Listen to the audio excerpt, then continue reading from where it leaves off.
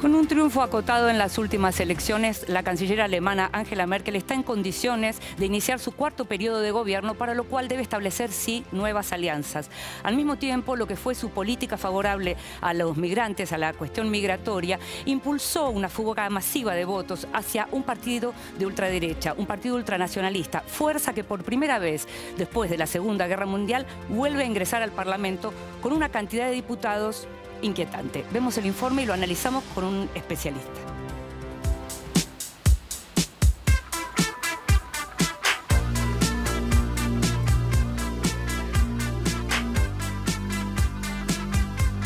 Luego de las elecciones del domingo 24 de septiembre, el nuevo Parlamento Federal de Alemania estará constituido por 709 legisladores de 7 partidos agrupados en 6 bancadas. Los dos partidos centrales lideraron los resultados, pero a la vez padecieron una importante sangría de votos. El oficialismo de la Unión Demócrata Cristiana de Alemania más la Unión Social Cristiana de Baviera obtuvieron el 32,9% de los votos, lo que habilita un cuarto mandato para la canciller Angela Merkel, aunque sufrió una estrepitosa caída si se tiene en cuenta el 41,5% que obtuvo en los anteriores comicios de 2013. A pocas horas de conocerse la tendencia definitiva, Merkel, siempre mesurada, afirmó que esperaba un mejor resultado. En sus primeras reacciones aseguró que buscará combatir ese descontento y aludió al fuerte debate interno dentro de su partido y el de sus socios políticos de Baviera respecto de una reducción en el número de refugiados que recibe Alemania, debate que le hizo perder casi 1 millón de votos, asegurando que buscarían consenso. Quizás mediante un leve giro más hacia la derecha de su próxima administración. A su vez, el Partido Socialdemócrata comandado por Martin Schulz llegó a un 20,5% de los sufragios. Son los peores resultados en la historia moderna de esta agrupación, que llevó a líderes de la talla de Willy Brandt y Helmut Schmidt a la Cancillería. Esta vez perdieron 5 puntos porcentuales respecto de 2013. Los socialdemócratas no quieren reeditar la denominada Gran Coalición con Merkel y planean establecerse como oposición, aunque el propio Schulz descartó que vaya a liderar su bancada. Diese Partei duckt sich nicht nur nicht weg, sie ist die Partei, die ihre Niederlagen annimmt, aufarbeitet und sie wendet, um zukünftig wieder die starke Kraft in diesem Lande zu sein und zukünftig nicht nur als Opposition zu arbeiten, um die Regierung zu kritisieren, sondern als Opposition die Voraussetzungen dafür zu schaffen, dass aus der Opposition heraus dieses Land besser, gerechter und zukünftig dann mit einer sozialdemokratischen Führung besser und gerechter gemacht wird. Le queda ahora a Merkel la difícil tarea de formar gobierno. La opción más probable es la denominada Coalición Jamaica, bautizada así por los colores del oficialismo de la CDU, los liberales del Partido Democrático Libre, que lograron 10,7% de los votos, y los verdes, con 8,9%. Wir werden natürlich das Gespräch suchen, sowohl mit der FDP als auch mit den Grünen, aber ich füge hinzu, auch mit der SPD. Denn es ist, ja, glaube ich, wichtig, dass Deutschland eine stabile, eine gute Regierung bekommt. Ich habe die Worte der SPD vernommen. Trotzdem sollte man im Gesprächskontakt bleiben. En tanto, el partido de ultraderecha Alternativa por Alemania, o AfD, por sus siglas en alemán, tuvo una performance considerada histórica y con el 12,6% de los votos obtenidos, se transformó en la tercera fuerza del país y copó la portada de los diarios del mundo, que subrayaron que desde el fin de la Segunda Guerra Mundial, un partido nacionalista y xenófobo no llegaba al Bundestag. En 2013, AfD quedó fuera del Parlamento por muy poco y ahora el respaldo obtenido le permitirá redondear unos 90 escaños. Der Wahlkampf ist zu Ende. Wir wissen, dass wir eine große Verantwortung im Parlament haben, auch gegenüber unseren Wählern. Und natürlich ist Sprache im Wahlkampf eine andere als im Parlament. Das ist doch völlig klar. El principal impulso de este partido de extrema derecha, fundado hace apenas 4 años, estuvo principalmente en los ex-estados del este, cuyos habitantes, económicamente deprimidos, se oponen a la llegada de inmigrantes y encontraron en esta organización un canal para sus demandas. Allí, AfD obtuvo alrededor de un 22,5% de los votos, con un 27% en Sajonia, donde superó por poco a la democracia cristiana de Merkel. Estos resultados, leídos por algunos como un verdadero triunfo, coronaron una campaña centrada en criticar al gobierno por su decisión de permitir el ingreso a Alemania de 1,1 millones de solicitantes de asilo, incluyendo a muchos refugiados de Siria e Irak, entre otros países. La celebración inicial, no obstante, quedó eclipsada por la intempestiva salida de una de las líderes del partido, Frauke Petry, quien anunció que no se unirá al grupo parlamentario.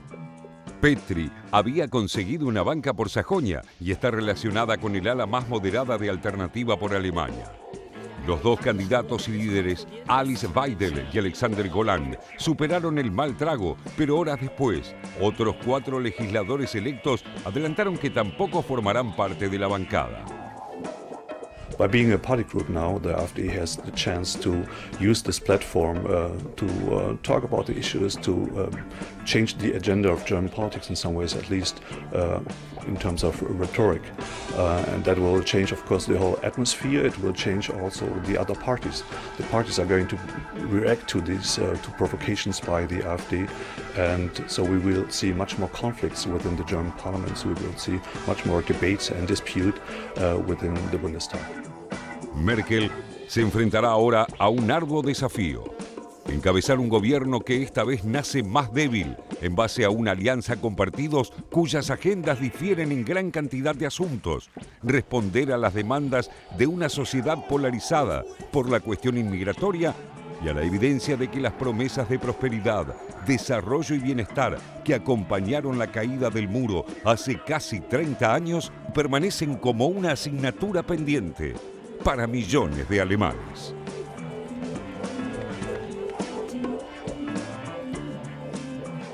Le comentábamos recién que íbamos a analizar los resultados de las elecciones en Alemania con un experto. Y está con nosotros precisamente Andrés Reggiani, historiador de la Universidad de Tela, que además pasa la mitad del año viviendo en Berlín, justamente. Gracias por estar con nosotros, Andrés. Un placer. Hablábamos recién mientras veíamos y compartíamos el informe y la pregunta era, ¿cómo podemos calificar a lo que es el partido de Alternativa para Alemania? Porque suena reduccionista, es decir, los neonazis de Alternativa por Alemania. ¿Cómo lo describirías vos? Bueno, la calificación, el nombre que se le da a este partido en Alemania es de derecha populista, ¿no? Esto no quiere decir que el partido no tenga en su programa elementos nazis o neonazis, o que no tenga un apoyo entre el electorado neonazi, pero yo creo que esto es un fenómeno más bien minoritario. El neonazismo tiene otra forma de hacer política, más violenta o ilegales, ¿no? O bordeando con la legalidad. De ahí la facilidad con que se lo puede proscribir, se pueden proscribir estos grupos, a diferencia de la Alternativa para Alemania, que es un partido político de acuerdo a las reglas. Pero que no parece mortífero por ahora. Exacto, no es un partido que ha apostado al juego democrático, ¿no? Entonces, esto no significa minimizarlo, pero hay que reconocer las diferencias, porque a partir de esta caracterización un poquito más precisa, uno puede hacer un diagnóstico de por qué este partido ha tenido éxito en arrastrar un electorado, de hecho muy diverso, pero a partir de consignas, de eslogans que resuenan a otras épocas, mientras que los neonazis no. Los neonazis, Die Rechte, por ejemplo, un grupo de partidos de extrema derecha, neonazis, sacaron, no sé, 2.000 votos. En las elecciones se presentaron 48 partidos, ¿no? Claro, pero solamente 6 entraron al Parlamento. Andrés, ¿qué podríamos pensar? ¿Que tiene algo de glamoroso como tiene Marine Le Pen, por ejemplo? Entre comillas, ¿no? Sí. Bueno, el partido, justamente, uno de los problemas de este partido, en el corto plazo, yo diría, es que carece de un liderazgo al estilo Le Pen con el Frente Nacional, claro, ¿no?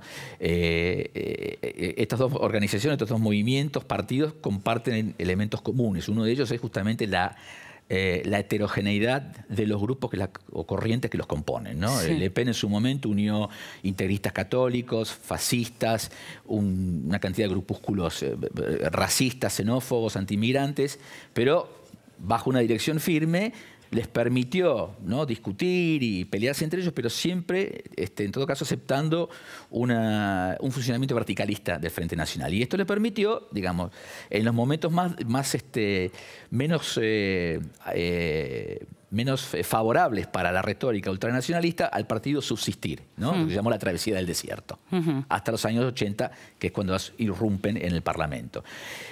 La alternativa para Alemania no está en ese lugar, no está en esa situación. Carece de un liderazgo indiscutido. De hecho, las peleas son lo más comunes. Y el mismo día de la elección. Hemos tenido el mismo día de la elección. Frauke Petry ya anunció el retiro de su participación en el bloque, ¿no? Entonces, y ya había habido otra, ¿no? En 2015, este partido, como ustedes saben, nace como un partido esencialmente soberanista y euroscéptico. Un partido, de hecho, ultraliberal, en el sentido económico, un partido, ¿no?, como se dice, business friendly, sobre todo. Mucha gente del Partido Liberal Alemán, ¿no?, un partido muy amigable al empresariado, se pasó a este partido. ¿Qué pasa?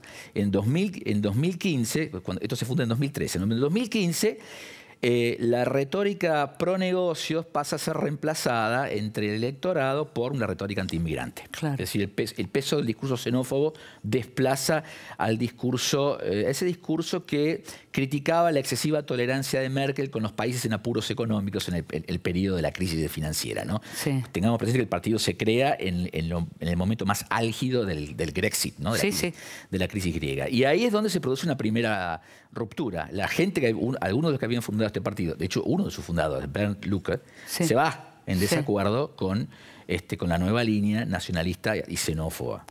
Y ahí es donde una nueva generación, entre ellos Frauke Petry, que ahora pasa a ser una moderada, o en todo caso una más bien oportunista, se va en disidencia con lo que considera el peligro de una postura oposicionista a ultranza que el partido aparentemente va a adoptar una vez que se inicie el nuevo periodo del Bundestag. Ahora, como experto en el tema de inmigración, leía por ahí que alguien decía desde Alemania, hicimos lo que había que hacer recibiendo ese millón de refugiados, pero no lo volveremos a hacer. ¿Ese costo para Merkel fue importante? ¿Se podía hacer otra cosa? No. Merkel, bueno, digamos, por supuesto, ¿no? Sí, mi lectura es que Merkel no tenía otra alternativa que recibir a los refugiados, simplemente porque no había otra. Sí, la alternativa era no dejarlos entrar y dejar que se murieran. O como dijo algún candidato de la alternativa para Alemania, bueno, si siguen insistiendo habrá que tirar. Es decir, habrá que recurrir a la violencia. Claro, ahí por eso mismo, la pregunta es, ¿y si ocurría eso, el costo también no iba a ser enorme? No, digamos, Alemania tiene un elemento en contra de ese que es el pasado. Por eso, ¿no? Alemania tiene que cuidarse mucho. En ese sentido, no se la mide con la misma vara que otros países. Entonces, los dirigentes políticos alemanes son muy conscientes de eso, ¿no? De que, ahora, el pasado tiene un límite en su uso para el presente muy claro. Por ejemplo, cuando en la crisis griega muchos griegos salieron a demostrar contra el paquete de ajustes, contra la política, ¿no?, dura de Alemania, con pancartas en las cuales Merkel aparecía con el bigote nazi y el uniforme de la CSA y la esvástica, digamos, eso quedó en Grecia, es decir, no tuvo ningún tipo de repercusión, es decir, no pudo ser explotado políticamente más allá de la campaña de eslogans, ¿no? Entiendo. Estaba claro que esta Alemania no tenía nada que ver, por lo menos para el resto de los países, que no tenía nada que ver con... Sin embargo, aquel video de ella con la nenita, creo que era palestina, cuando le dijo no todos pueden quedarse, eso tuvo costo. Sí, bueno, pero eso, claro, pero eso tiene que ver con el pasado nazi. También, tiene que ver con la figura de un político que es incapaz de establecer una relación de simpatía y de humanidad con lo que es, digamos, la quintesencia de la inocencia. Que falló con la emoción, ¿no? Ahí, ¿no? Ahí le falló el olfato político. Claro, completamente. Te van a hacer preguntas mis colegas. ¿Qué tal, Andrea? Buen día. Estabas describiendo recién cómo funciona el partido Alternativa para Alemania, cómo está compuesto, diferentes grupos, algunos que se van, otros que llegan. Mi pregunta ahora es mirar desde el otro lado, es decir, mirar la sociedad que los vota. ¿Quiénes los votan? Veíamos en el caso de las elecciones francesas que el voto al Frente Nacional coincidía casi matemáticamente con el mapa de desempleo en Francia. Ahora vemos que la ultraderecha o la derecha populista, como se la llama en Alemania, coincide en general con las regiones del este, que son las regiones más pobres, más castigadas y demás. Entonces, ¿quiénes votan a la ultraderecha y por qué? Bueno, Sí, en primer lugar, sí es cierto, hay ese voto por la ultraderecha vuelve a poner sobre el tapete el problema de la reunificación, una reunificación que no, digamos, que aparentemente no ha resuelto los problemas que tienen que ver con la equiparación, las condiciones de vida y sobre todo la cultura política, yo diría. La República, los 5 estados de la ex República Democrática, digamos, han crecido en un contexto en el largo plazo marcado por 2 dictaduras. Dos dictaduras muy diferentes, ciertamente, pero en todo caso una falta, un déficit de cultura de civismo democrático muy importante, ¿no? Y esto se ha traducido en los últimos años en la protesta. Una actitud de política de protesta, no de mayor militancia, sino de protesta, hasta este año mayoritariamente o hasta el año pasado por la izquierda. Die Linke era un partido esencialmente de protesta, un partido democrático, un partido ya con una presencia ya aceptado, pero al mismo tiempo relativamente aislado. La socialdemocracia no quiere saber nada con un partido que, desde la perspectiva de la socialdemocracia, no ha hecho una crítica clara del régimen comunista, ¿no? Ahora, a nivel local sí hay, por supuesto, colaboración, pero a nivel nacional el Die Linke están en ese sentido un poquito aislados y no son considerados como posibles socios en una coalición de izquierda. A partir del año pasado se ha producido un corrimiento en la lealtad de este electorado descontento que busca expresarse a través de la protesta, no importa cuál sea el partido, hacia la derecha, ¿no? Fíjense que en las elecciones del domingo pasado, 500.000 de votantes de Die Linke votaron por la Alternativa para Alemania. ¿De la izquierda o la ultraderecha? Sí. Exacto, porque ven que ese partido tiene más chances de presionar en algunos de los temas que preocupan. Y efectivamente el tema no es la pobreza en el sentido como lo entendemos nosotros, sino el tema de la inseguridad o la sensación de no ser tenidos en cuenta. Este es el gran problema, incluso podríamos generalizarlo, ¿no? Es decir, la sensación de este elector no es que le falte comida, en algunos casos puede ser que le falte trabajo, y efectivamente los niveles de desempleo son más altos en los 5 estados que formaron la República Democrática, pero yo diría acá más que nada el impulso, el motor tiene que ver con las sensaciones de que lo que tenemos no está asegurado, porque son empleos que pueden desaparecer, son empleos precarios, que es lo que está creciendo cada vez más. La economía alemana ha crecido en parte, aunque sigue siendo una minoría dentro del porcentaje del trabajo, del empleo, con empleos, digamos, de contratos de corto plazo, ¿no? Lo que llamaríamos nosotros un poco el empleo basura. Es un poco extremo, ¿no? Hay más protección, hay más, digo, es un poco mejor, pero esto es un poco la idea comparado con el tipo de trabajo permanente, con aportes, ese tipo de cosas, y otros beneficios. Y esto se ve bien el año pasado. En 2016 hubo elecciones en 3 estados del este. Bueno, en los 3 estados la Alternativa para Alemania logró entrar en los parlamentos, Turingia, Sajonia y Baja Sajonia. Y Frauke Petry fue obtuvo un mandato directo, es decir, fue la candidata más votada personalmente, no por el partido, sino por ella en su distrito, lo cual muestra efectivamente es un vínculo bastante leal entre un electorado que históricamente venía votando, por lo menos en buena medida, por la izquierda, ¿no? Una izquierda que estaba ausente en los parlamentos del oeste. Ahora, la Alternativa para Alemania también entró en los parlamentos del oeste, ¿no? Sí, en pero Bremen. Le hago una consulta. Quería meterme un segundo con Merkel, pero le apunto algo. Ellos, en cuanto al fenómeno nazismo y el temor a la presencia de un nazismo clásico, como durante la Segunda Guerra Mundial, donde las víctimas fueron los judíos, el pueblo judío, hoy me parece que con lo que ha dicho Alexander Gauland, uno de los líderes, no está en la plataforma un foco hacia el pueblo judío o hacia los judíos alemanes, sino más bien hay sentimiento antiislámico, que son el factor de riesgo. Ahora, dejando un poquito la ultraderecha ahora de lado, me gustaría que su comentario sobre cómo queda Merkel de herida acá, porque la CSU, por las pérdidas tremendas en Bavaria que han tenido, que han sido importantes, ya se lo están cobrando. Y también hay una facción, un sector de la CDU, de la Democracia Cristiana, el partido propio de ella, que está de alguna manera ya pensando en una renovación del liderazgo partidario. Y hay quienes dicen que ya el ocaso de la señora Merkel, de Mami Merkel, está at hand, lo que se le dice, a las puertas o ahí. ¿Cómo la ve usted? Bueno, sí, es cierto. Yo diría, ningún partido ha salido ileso de esto, salvo, yo diría, los liberales que hicieron una muy buena performance. El partido de Lindner es un político bastante inteligente, joven, que repuntó mucho, ¿no? De hecho, reingresó al Parlamento porque había quedado afuera en las elecciones de 2013, salvo ellos. Y la Alternativa para Alemania, el resto, y los verdes que, bueno, mantuvieron. El resto, digamos, salió golpeado, ¿no? Claro. Hay que tener en cuenta que esta ha sido también la peor elección para la democracia cristiana desde la posguerra. Es decir, no solamente la socialdemocracia, sino también para el partido que dirige el gobierno, ¿no? Sí, y estas son malas noticias para Merkel. ¿Por qué? Porque evidentemente, bueno, Merkel su partido perdió 1 millón de votos. 1 millón de electores se fueron a votar a la Alternativa para Alemania. Esto es un problema para la democracia cristiana y para su gobierno, pero también es un problema para la Alternativa para Alemania. Déjenme que retorne a eso. ¿Por qué? Porque de ahora en adelante la Alternativa para Alemania tiene que buscar la manera de mantener este caudal de votos que viene de otro lado.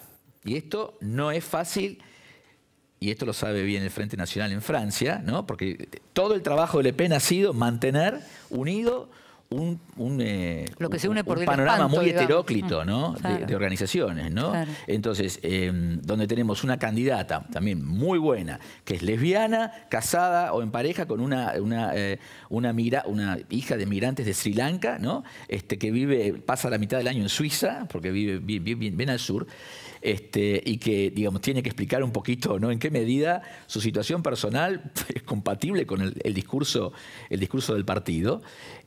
Y después candidatos un poco más moderados, ¿no?, que en este caso algunos de ellos han salido. Moderados, yo digo, no en el sentido ideológico, en el sentido táctico. Frauke Petry se va porque entiende que esta línea espanta.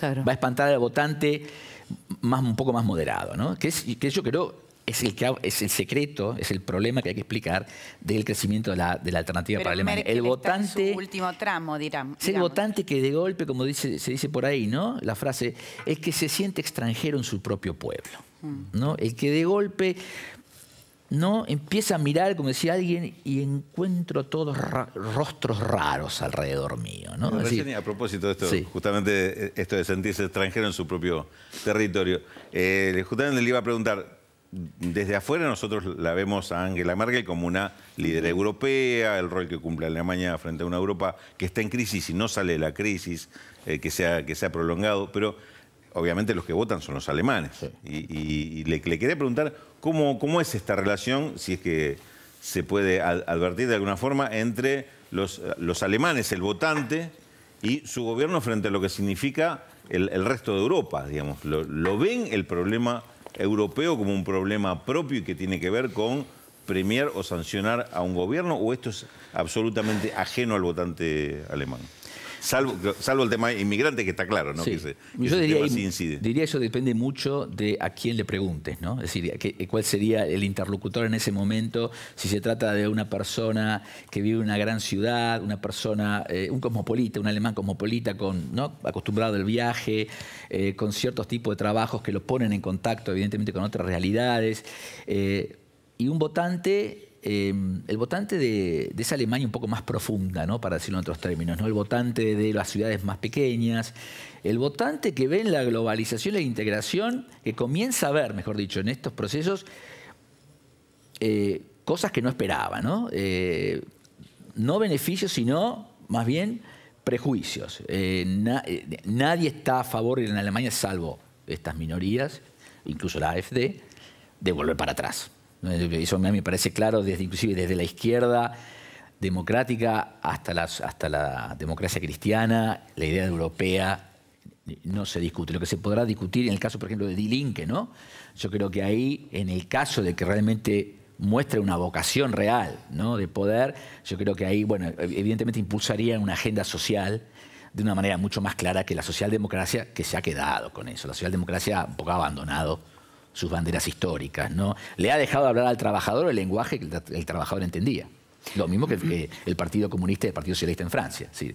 De golpe, entonces, el trabajador alemán se ha quedado sin interlocutor político. Entonces, ¿qué hace? Bueno, se reorienta a ese otro que le está hablando, no en los términos tradicionales, es decir, el lenguaje de clase, del salario y del empleo, pero sí en términos de la amenaza, del que compite ahora porque ocupa la vivienda, porque compite con... ¿no? En teoría, digo, ¿no? En teoría la percepción del inmigrante como competencia desleal para el trabajador alemán, ¿no? Es interesante porque en Estados Unidos también en algún momento se había dicho, tratando de explicar el triunfo de Trump, hasta qué punto los demócratas se habían concentrado en las universidades, se habían abandonado la calle y el diálogo directo.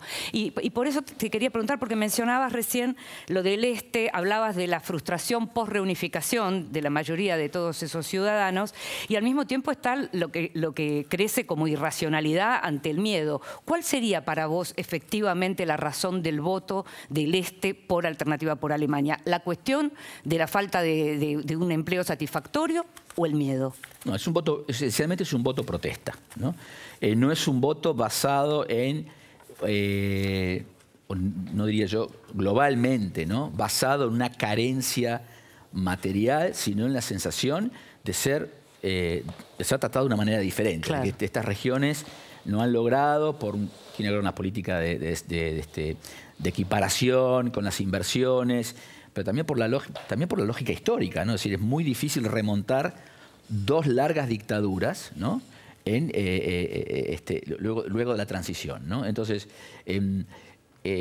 la falta de un ejercicio cívico-democrático en estos territorios durante tanto tiempo, bueno, requiere quizá 1 o 2 generaciones para poder equipararse, para poder integrarse en un sentido, ¿no? Los alemanes dicen, el muro está en la cabeza. El muro sigue en la cabeza, claro, todavía, ¿no?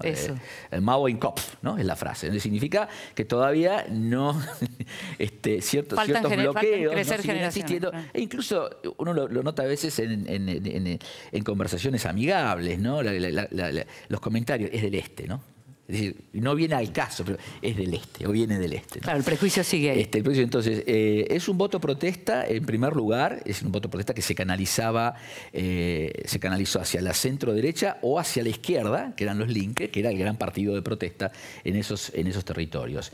En segundo lugar, fíjense, como bien decían, ¿no? Es decir, estas regiones son las que más votan por la AfD, por la Alternativa para Alemania, y al mismo tiempo son las que menos inmigrantes menos refugiados reciben, ¿no? Por supuesto, los refugiados no pueden ir ahí. No están seguros. Es claro, una solución. Claro. Ahora, ¿qué significa esto? Bueno, que también es una región con pocas ciudades donde hay, más allá de Dresden, pero Dresden también se ha convertido en el epicentro del movimiento Pegida, ¿no? Que sí, movimiento, pero al mismo tiempo, y esto me interesa resaltarlo, ¿no? No hay que olvidar que a cada manifestación racista ha habido una contramanifestación, incluso más importante. Lamentablemente los medios no lo presentan a veces ahí porque aparentemente vende más, ¿no? Hay que tener cuidado con esto, porque a veces la prensa le hace el juego al exagerar la dimensión de la amenaza, ¿no? Lo cual no significa minimizarla, pero digo, hay que dimensionarla. Cuando hablamos de la entrada de la AfD al Parlamento alemán, son 94 diputados, es mucho, pero el Bundestag tiene 700. No, y ahí, claro, el 87% no los votó. Exacto, y no van a poder formar ningún tipo de alianza con ningún otro partido. Eso, yo diría, ahí pongo las manos en el fuego, por lo menos en el corto y mediano plazo. Es decir, el partido ha concitado un rechazo social del resto que no lo ha votado, que muestra hasta este momento la salud de una cultura democrática, ¿no? Que puede seguir teniendo dudas acerca de la integración, que yo creo que la mayoría lo tiene. Cuando uno empieza insiste en las conversaciones y va un poquito más allá y dice, ¿qué tal tu barrio? En gente que uno sabe vota por partidos democráticos de izquierda, y a algunos lugares ya a la noche no se puede ir. Claro. ¿No? Es decir, si un Estado que todavía tiene que hacerse presente, achicar la distancia, claro, entre la intención humanitaria, que yo creo que fue la correcta, la de Merkel, y ahora generar los mecanismos para que, en primer lugar, la mediación intercultural. Es decir, asegurarse que la convivencia, asegurar la convivencia democrática entre sociedades muy diferentes, ¿no? Y uno de los problemas más graves, quizá, que plantea el tema de la llegada de los refugiados, es que la gran mayoría son jóvenes sin familia. Claro. Son jóvenes jóvenes que han vivido experiencias de violencia y abuso, y claro, llegan a una sociedad donde, es decir, la sexualidad es entendida desde otro punto de vista. Sí, claro. ¿no?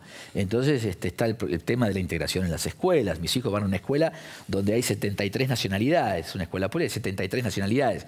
Y cuando digo 73 nacionalidades no digo son noruegos o suecos. Digo, no, claro. Berlín es una ciudad en el sentido que es un microcosmos, un poco como Nueva York, ¿no? Como claro, Londres, claro. ¿no? Y además una ciudad desfinanciada. Una ciudad que ha quedado desfinanciada y por tanto estos problemas tienden a agravarse, ¿no? Te agradecemos muchísimo que hayas estado Un con placer. nosotros. Nos Gracias. ayudaste mucho a pensar y a seguir pensando en esto que está pasando al otro lado del Atlántico. Gracias, Andrés. Gracias a ustedes.